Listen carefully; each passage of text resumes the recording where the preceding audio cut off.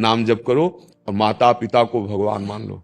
आज वृद्ध एक तरह से असमर्थ है, चारपाई पे पड़े हैं, तुम उनको थप्पड़ दे रहे हो, गालियां दे रहे हो, उनके साथ राक्षसी व्यवहार कर रहे हो। ये कहीं भी जाओ दान पुण्य करने, धिक्कार तुम्हारे इस शरीर को जो माता पिता ने पैदा किया और उन्हीं को दंड दे रहे हो, और उनकी जरूरत है तुम्हारी प्यार दुलार की, तो उनको तुम कठोर वचन कर रहे हो, क्योंकि अब सोच फेंकनी पड़ रही ना तेरे को।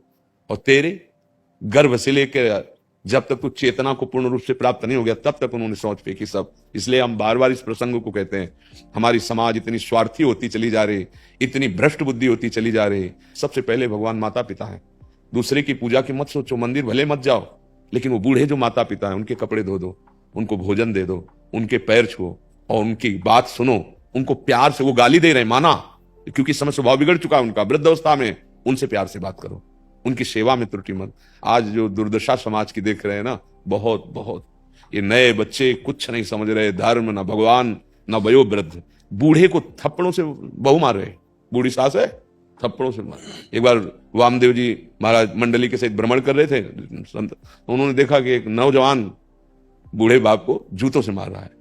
जो मार के अंदर गया तो बाहर बैठे रो रहा था, पर दुर्दशा बहुत है। गए वामदेव जी और कहा कौन था जो मार रहा था? बोले बड़ा बेटा था। बोले जूतों से तुम्हें मार रहा, तुम्हें बड़ा, हमारी मंडली में चलो, छोड़ो ना। तो उन्होंने कहा तुम्हें क्या परेशानी, लड़का हमारा जूते हमारे मारा, तुम्हें क्या परेशान, जाओ। माया भी बड़ी विचित्र है, बड़ी विचित्र। पर अपने को चाहिए, बूढ़े माता पिता को समय से उनको भोजन दे दो, उनके पैर छू लो, उनकी अनुकूलता, इस समय उनके शरीर से भगवान प्रसन्न हो जाएंगे। पंढरपुर में जो आज ठाकुर जी विराजमान है, वो इसी बात का प्रमाण देने के लिए विराजमान है कि पुंडरीक जी ने अपने माता पिता को भगवान मानकर सेवा की, तो सर्वेश्वर भगवान स्वयं आ गए। दर्शन करो, उन्होंने चाह नहीं है, देखो, और भगवान आ गए कि मेरे दर्शन करो। मैं आज जो पंढरपुर में ठाकुर जी विराजमान है, विठल भगवान, वो इसी बात का प्रतीक है। बूढ़े माता पिता, बिल्कुल समझ लो, यदि तुमने उनका अपमान किया तो सर के बल खड़े होकर तपस्या करना, फिर भी नरक मिलेगा।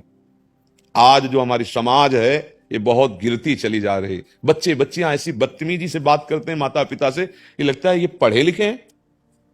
विद्या का मतलब जानते हो क्या होता है? विद्या विनयम ददाती, विद्या विनय देती है। पढ़ा लिखा व्यक्ति सभ्य भाषा बोलता है। जब तुम अपने माता पिता से सभ्य नहीं हो, अपने घर के बुजुर्गों गुरुजनों की बात नहीं मान रहे, मनमानी आचरण, बच्चे बच्चियां मनमानी आचरण, अगर माता पिता अंकुश करें तो। और सास को भी चाहिए, अगर वयोवृद्ध नहीं हुई हो, आप पुष्ट हो, तो बहू को नौकरानी न समझे, बेटी समझे। जैसे अपनी बेटी से कैसे प्यार, बहू से बहुत। हाँ, कई घरों में ऐसा भी होता है कि नई बहुओं के साथ हाँ कठोर व्यवहार, नहीं, ऐसा नहीं, बहुत सा। ये सबसे पहला पूजन ये है, तुम्हारा घर यदि शांति और सज्जनता से युक्त है तो मंदिर है, उसमें किसी न किसी महापुरुष का ऐसा पदार्पण होगा कि एक बार आकर के ही तुम्हारे सारे संस्कार बदल देंगे। भगवान के जो संत जन होते ना, जो ऐसे सदाचारी जन होते, उनके घरों में आके बैठ के जब भिक्षा पाई, तब अशुभ को भस्म कर दिया। चरण रज पड़ी उस घर में, वो तीर्थ हो गया घर। और अब तो हमें सबसे पहले आचरण सुधारने हैं। हर उसमें हम यही प्रार्थना एक जरूर अपनी तरफ से अब करना चाहते हैं कि वृद्ध माता पिता को भगवान का स्वरूप समझो। अगर उनको दुख पहुंचाया तो तुम चाहे खोपड़ी के बल खड़े होकर योग नहीं जो चाहो कर लो, चाहे जिस तीर्थ में जाके, तुम्हें लाभ नहीं मिलेगा। एक कश्यप नाम के महात्मा, इसमें महाभारत में भगवान व्यास देव जी ने लिखा है, देखो वैराग्य लेकर गुरु परंपरा से वो एक अलग मार्ग हो गया।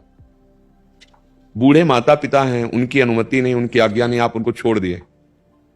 चाहे कोई भी महात्मा बनाओ, अपने माता पिता से अनुमति लेना जरूरी, शास्त्र आज्ञा करते हैं, वो अनुमति नहीं, उनका आशीर्वाद, तब आगे। ऐसे थोड़ी कि उनका कोई अधिकार हमारे ऊपर नहीं, हम निकल गए चुपचाप, ऐसा नहीं। कोई भी जो बड़ा महात्मा हुआ उसका चल अनुमति ली गई, पैर पकड़ के अनुमति ली, मेरा मन अब संसार में नहीं लगता, मुझे भगवान के, वो बिना कुछ अनुमति लिए और शास्त्रों का ज्ञान था तो तपस्या में संलग्न हो गए। अब एक दिन वो ऐसे बैठे हुए थे तो वृक्ष के ऊपर एक बगुली आके बैठे, हक दी तो ऐसे गिरी, देखा वो भस्म हो गई, रुद्र दृष्टि से, मतलब क्रोध किया, भस्म हो गई। उनको लगा कि हम बहुत बड़े सिद्ध हो गए भाई। और एक घर में गए, भिक्षाम दे, तो एक बहू निकली, हाँ महाराज अभी लाती हूं। और उधर दूसरे दरवाजे से उसका पति आ गया, और वो पातिव्रत धर्म से युक्त, तो अपने पति का भगवान का स्वरूप मान बैठाला जलादि के लिए। फिर कहा भगवान आपके घर में दरवाजे पे भिक्षुक खड़ा है, आप आज्ञा करें तो हम वहां अतिथि देवो भव, पहले उनको पहुंचाओ। अब उनके पास गए तो वो थोड़ा अभिमान में थे ना कि बगुली भस्म हो गए थी उनकी दृष्टि से, तो उनका विलंब क्यों किया? तो उनका प्रभु हमारे पति देव आ गए थे, तो तुम मुझे जानती नहीं हो? तो उनका जानती हूं। वो बगुली मत समझना पेड़ की कि तुम रुद्र दृष्टि से देखोगे मैं भस्म हो जाऊंगी। हाँ, वो तो घबरा गए कि ये बात तो केवल हम ही जानते हैं, दूसरा जानता नहीं। तो उन्होंने हाथ जोड़ा, कहा देवी तुम ये बात कैसे जान गए? तो उनका मैं सब कुछ देख रही हूं, मैं अपने पति को भगवान मानती हूं और उसकी सेवा के प्रभाव से वर्तमान और भविष्य और भूत तीनों कालों का ज्ञान रखती हूं। अभी तुम नादान हो, अभी तुम्हें ज्ञान नहीं है, अभी तुम जाओ और कसाई है उनके पास जाओ, वो तुम्हें उपदेश करेंगे। तो कसाईयों में क्या उपदेश? वो मांस बेचते थे ऐसे ब्याज। अब वो आ गए तो मांस बिक रहा था। तुम अरे कैसी गंदी जगह भेजा उसने वापस। तो सुनो सुनो कश्यप जी सुनो, उस समय फोन नहीं था, वो पतिव्रता उस गृहिणी ने भेजा ना हमारे पास। आश्चर्य हुआ कि कोई यहां संदेश वाक नहीं, तो ये कह बोले रुक जाओ हमारा ये सेवा हो जाए फिर हम आपसे बातचीत कर लेंगे। अब वो मांस बेचकर अपनी दुकान बंद की। तो उनका आपको सच्ची बताना कैसे पता चला? बोले मैं अपने माता पिता को भगवान मानता हूं और अपने व्यापार को उनकी पूजा मानता हूं, उनके प्रभाव से मुझे तीनों काल का ज्ञान है। तुम कहां से आ रहे हो, कौन है, क्या है? और आओ हम तुम्हें अपनी आराधना दिखाएं। तो यहां तो मांस बेचते थे, घर में गए तो पलंग पे गिरदा लगा, बूढ़े माता पिता जिनके शरीर कांप रहे थे वो बैठे हुए थे। जाके उनको साष्टांग प्रणाम किया और उनकी सेवा, बोले इनकी सेवा के बल से। तो बोले मुझे ऐसा क्यों ज्ञान नहीं प्राप्त हो रहा? बोले तुम अपमान करके अवहेलना करके अपने माता पिता के आए हो, कुछ तुम्हारे अनुभव में नहीं आएगा, जाओ पहले माता पिता की सेवा करो। तो आप सबसे प्रार्थना है, सबसे बड़ा योग घर में भगवान बैठे हैं, जो असमर्थ हो चुके हैं बूढ़े माता पिता, उनका कटु वचनों के द्वारा अपमान करना या जवानी के नशे में आके उन पर हाथ छोड़ देना या उनको घर से निकाल देना, तो लिख लो दुर्गति पक्की, कुछ भी कर लो जाके तुम। इसलिए भगवान का भजन जितना बने बने नहीं। हमारी सबसे प्रार्थना, अगर आपके घर में बूढ़े कोई हो तो अवसर है उनकी सेवा कर लो, कहीं उनकी शौच धोने को मिले, कपड़ा धोने को मिले, उनको पैर दबाओ, उनकी सेवा करो। दूसरे भगवान का भजन करने की जरूरत नहीं पड़ेगी। उनका आशीर्वाद आपको भगवत प्राप्ति के मार्ग में खड़ा कर देगा, आपके सारे विघ्नों को नष्ट कर। धिक्कार है उन पुत्रों को जो हाथ उठाते हैं अपनी माँ पे, अपने बुजुर्ग पिता पे, उनको रुलाते हैं। आज के हमें लगता है कि 90% बच्चों में ये दोष आ चुका है। 10% जो थोड़ा शास्त्र स्वाध्याय या सात्विक प्रवृत्ति के हैं, उनके जो ऐसे गंदे आहार खाते हैं, नशा आदि करते हैं, व्यभिचार आदि करते हैं, उनकी क्षमता कम हो जाती है, वो अपवित्र मन वाले। तो ऐसे बूढ़े फिर कौन सी साधना करोगे? घर में माँ बैठी है जो भगवान है हमारी, जिसने हमें पाला पोषा, उसको तो थप्पड़ मारे, उसको गाली दिए, कुछ नहीं बन पाएगा, चाहे जो कुछ करके देख लो, क्योंकि वो माँ जिसने तुम्हें प्रकट किया उसका तो अपमान कर रहे। पिता ऐसे अगर 100 रुपया मिलते हैं ना, तो हम लोग नहीं जानते कि हमारे पिता के हृदय में क्या चलता है।